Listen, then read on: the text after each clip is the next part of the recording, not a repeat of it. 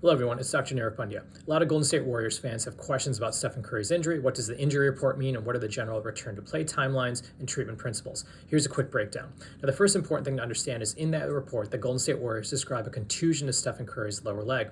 Now, what a contusion is basically localized damage to soft tissue around a part of the body. This typically occurs from a direct blow.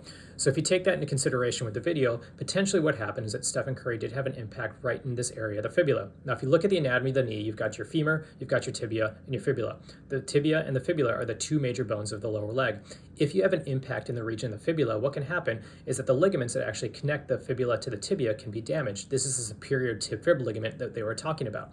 Now, what these ligaments do is actually help to connect the fibula to the tibia. If there's disruption of these ligaments from a blow, they can get injured. And this can be a microscopic tear, a partial tear, or a complete tear. Because there are multiple ligaments around this area and due to the anatomy of the actual fibula and tibia joint right over here, there usually is very rarely any degree of dislocation or subluxation in these injuries unless it's a very high mechanism injury.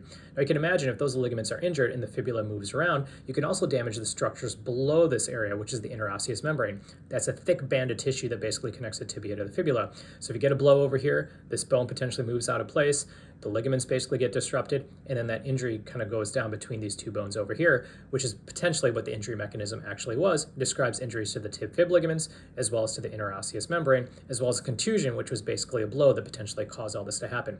Now, the good news is for these injuries, the vast majority of them don't need surgery. The only real times that you need surgery for this kind of injury is that, number one, if there's damage to other structures around here, whether that be the meniscus, whether it be the lateral collateral ligament, or sometimes the nerve that runs around this area. Number two is the only other reason you need surgery is if there's actual instability of this joint after it's healed. So this can be subluxation, where this joint kind of comes partially out of place, or complete dislocation, where it just kind of keeps popping out of place. That's typically rare, and you typically see that more with very high energy mechanisms like a car accident.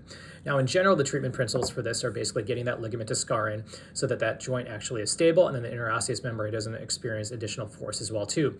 If you think in general for soft tissue healing, that can sometimes be somewhere between 4 to 6 weeks, but every injury pattern is different. The Warriors medical staff, as well as how bad the injury was on MRI, as well as how he responds to treatment, will really determine how quickly he comes back. You're basically looking at pain and swelling control. You're looking at restoration of motion, restoration of strength, and the ability to get back on the court. Now, the good news is this seems like something that won't have any long-term lingering effects, and once those ligaments and structures heal, he should be back on the court for the Golden State Warriors. Thank you.